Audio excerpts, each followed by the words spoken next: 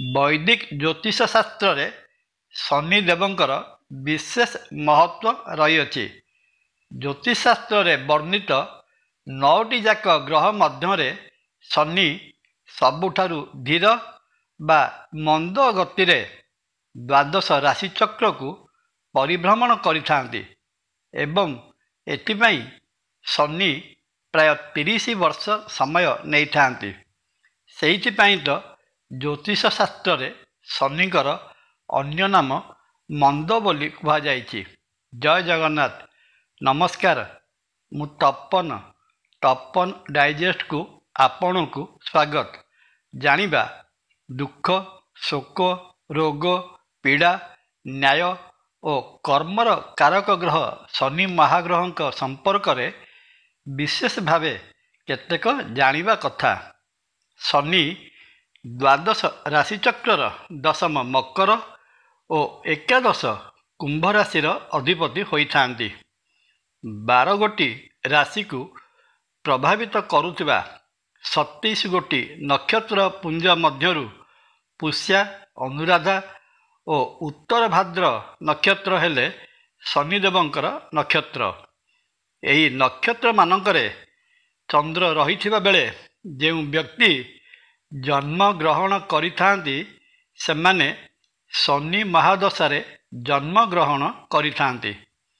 ଶନିଙ୍କର ମହାଦଶା 19 ବର୍ଷ ଅବଧିର ସମୟ ହୋଇଥାଏ।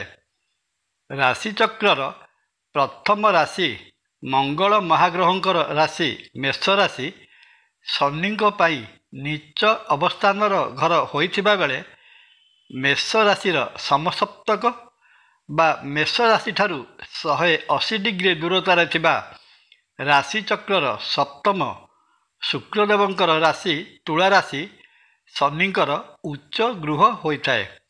ଜନ୍ମକାଳୀନ ଜାତକ ଚକ୍ରରେ ଶନି ତୁଳା ରାଶିରେ ଅବସ୍ଥାନ କରିଥିଲେ ପଞ୍ଚ ମହାପୁରୁଷ ଯୋଗ ମଧ୍ୟରୁ ଶଶ ଯୋଗ ନାମକ ଏକ ଅତି ବିଶିଷ୍ଟ ଶୁଭ ଯୋଗର ନିର୍ମାଣ ହୋଇଥାଏ। ଶଶ ଯୋଗରେ ଜନ୍ମିତ ବ୍ୟକ୍ତି ଉଚ୍ଚ ପଦରେ ଆସୀନ ହେବା ସହିତ ରାଜକୀୟ ଓ ଆଧ୍ୟାତ୍ମିକ ଏକ ସଙ୍ଗରେ ଦୁଇଟି ଯାକ ଯୋଗର ଫଳ ଲାଭ କରିପାରିଥାଏ। ଶନି ପ୍ରଧାନ ବ୍ୟକ୍ତି ସର୍ବଦା ଜନସାଧାରଣଙ୍କ ସହିତ ଜଡ଼ିତ ହୋଇ ରହିଥାନ୍ତି। ଶନି ଗ୍ରହଙ୍କୁ ଗ୍ରହ ଜଗତରେ ପାପୀ ଓ କ୍ରୂର ଗ୍ରହ ରୂପେ ବର୍ଣ୍ଣନା କରାଯାଇଥିବା ବେଳେ ନବଗ୍ରହଙ୍କ ମଧ୍ୟରେ ନ୍ୟାୟ ଓ କର୍ମଫଳଦାତା ଗ୍ରହ ରୂପେ ଜ୍ୟୋତିଷ ଶାସ୍ତ୍ର ଦର୍ଶାଇଥାଏ। ତେଣୁ ଶନିଦେବ ବ୍ୟକ୍ତି ଦ୍ୱାରା କରାଯାଇଥିବା ତାର କର୍ମ ଅନୁଯାୟୀ ଫଳ ପ୍ରଦାନ କରିବାରେ ଟିକିଏ ହେଲେ ଅବହେଳା ପ୍ରଦର୍ଶନ କରିନଥାନ୍ତି। ଶନି ସାମାନ୍ୟ ଭୁଲ ପାଇଁ ବିରାଟ ଦଣ୍ଡ ପ୍ରଦାନ କରିଥାନ୍ତି ତ ଭଲ କାମ ପାଇଁ ବହୁତ ବଡ଼ ପୁରସ୍କାର ମଧ୍ୟ ପ୍ରଦାନ କରିଥାନ୍ତି। ଅନ୍ୟ ଅର୍ଥରେ କହିବାକୁ ଗଲେ ଶନି ମଣିଷକୁ ଭିକାରୀରୁ ରାଜା କରିଦେବାର ସାମର୍ଥ୍ୟ ରଖିଥାନ୍ତି ତ ପୁଣି ରାଜାରୁ ଭିକାରୀ ମଧ୍ୟ କରିଦେବାର ଭୁରି ଭୁରି ଜ୍ୟୋତିଷୀୟ ପ୍ରମାଣ ରହିଛି। ଆହୁରି ମଧ୍ୟ ଗ୍ରହ ଜଗତରେ ଶନି ଏକମାତ୍ର ଗ୍ରହ ଯାହାଙ୍କୁ କି ମାରକ କ୍ଷମତା ପ୍ରଦାନ କରାଯାଇଛି। 9ଟି ଯାକ ଗ୍ରହ ମଧ୍ୟରୁ 8ଟି ଯାକ ଗ୍ରହ ଅନ୍ୟ କୌଣସି ଗ୍ରହର ସାହାଯ୍ୟ ନେଇ ମୃତ୍ୟୁର କାରଣ ହେଉଥିବା ବେଳେ ଶନି ବିନା କୌଣସି ଗ୍ରହର ସାହାଯ୍ୟରେ ମଣିଷକୁ ମୃତ୍ୟୁଦଣ୍ଡ ପ୍ରଦାନ କରିବାରେ ପଛାଇ ନଥାନ୍ତି।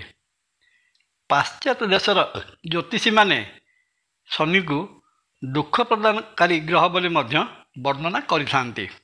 ସୌରମଣ୍ଡଳରେ ଶନି ସୂର୍ଯ୍ୟଙ୍କ ଠାରୁ ଷଷ୍ଠ ସ୍ଥାନ ସବୁଠାରୁ ଦୂରରେ ରହି ସୂର୍ଯ୍ୟଙ୍କୁ ପ୍ରଦକ୍ଷିଣ କରିଥାନ୍ତି ଏବଂ ବୃହସ୍ପତିଙ୍କ ପରେ ଶନି ସୌରଜଗତର ଦ୍ୱିତୀୟ ବୃହତ୍ତମ ଗ୍ରହ।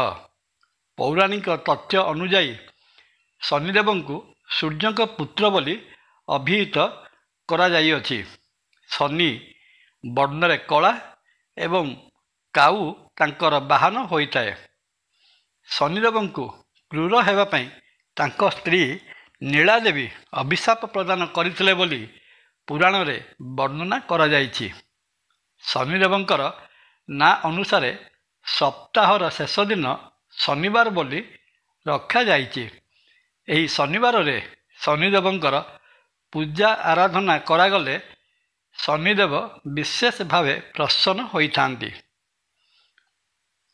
ଗ୍ରହ ଜଗତରେ ନିଜ ପିତା ସୂର୍ଯ୍ୟଙ୍କର ଶତ୍ରୁ ରୂପେ ପରିଗଣିତ ଶନି ହେଲେ ଶୁକ୍ର ଏବଂ ବୁଧଙ୍କର ମିତ୍ର ଏବଂ ରବି, ଚନ୍ଦ୍ର ଓ ମଙ୍ଗଳ ତାଙ୍କର ହେଲେ ଶତ୍ରୁ ରାଶି। ଶନିକୁ ଗ୍ରହ ଜଗତରେ ଭୃତ୍ୟ ବୋଲି ମଧ୍ୟ ବିଚାର କରାଯାଇଥାଏ। ଶନିଦେବଙ୍କୁ ଦୁଃଖର କାରକ, ଅଶୁଭ ଓ ମାରକ ବୋଲି ଗ୍ରହଣ କରାଯାଇଥିବାରୁ ସାଧାରଣ ମଣିଷ ଶନିଙ୍କ ନାଁ ଶୁଣିଲେ ବଡ଼ ଭୟଭୀତ ହୋଇଯାଇଥାନ୍ତି, କିନ୍ତୁ ତାହା ସମ୍ପୂର୍ଣ୍ଣ ସତ୍ୟ ନୁହେଁ। ଶନି ଦ୍ୱାଦଶ ରାଶିଚକ୍ରର ଦଶମ ସିଂହାସନ ଓ ଏକାଦଶ ଆୟସ୍ଥାନର ଅଧିପତି ହୋଇଥିବାରୁ ଶନି ବ୍ୟକ୍ତିକୁ ତାର ସାଧାରଣ ଜୀବନରୁ ଉପରକୁ ଉଠାଇ ରାଜା କରିଦେବାର ଭୁରି ଭୁରି ଜ୍ୟୋତିଷୀୟ ପ୍ରମାଣ ରହିଛି, ତ ଜଣେ ଗରିବ ବ୍ୟକ୍ତିକୁ ଧନାଢ଼୍ୟ ବା ଧନୀ କୁବେରରେ ପରିଣତ କରିଦେବାର ମଧ୍ୟ ବହୁତ ଜ୍ୟୋତିଷୀୟ ଉଦାହରଣ ରହିଅଛି। ଏହି ପରିପ୍ରେକ୍ଷୀରେ ଜାଣିବା 2025 ମସିହା ମାର୍ଚ୍ଚ ମାସ 29 ତାରିଖ ଦିନ, ଯେଉଁଦିନ କି ଶନି ଅମାବାସ୍ୟା ବୋଲି କୁହାଯାଇଛି, ସେହିଦିନ ଗୋଚରରେ ଶନି ମୀନ ରାଶିରେ ପ୍ରବେଶ କଲେ ଦ୍ୱାଦଶ ରାଶିଚକ୍ର ଉପରେ କ'ଣ ପ୍ରଭାବ ପକାଇବେ ଏବଂ ମେଷ ରାଶିଠାରୁ ଆରମ୍ଭ କରି ମୀନ ରାଶି ପର୍ଯ୍ୟନ୍ତ 12 ଗୋଟି ରାଶି କ'ଣ ସବୁ ଫଳ ପ୍ରଦାନ କରିବେ। ଜୟ ଜଗନ୍ନାଥ। ଭିଡ଼ିଓଟି ଭଲ ଲାଗିଲେ ଲାଇକ୍, କମେଣ୍ଟ, ସବସ୍କ୍ରାଇବ୍ ଓ ସେୟାର କରିବା ପାଇଁ ଅନୁରୋଧ। ନମସ୍କାର। ତପନ।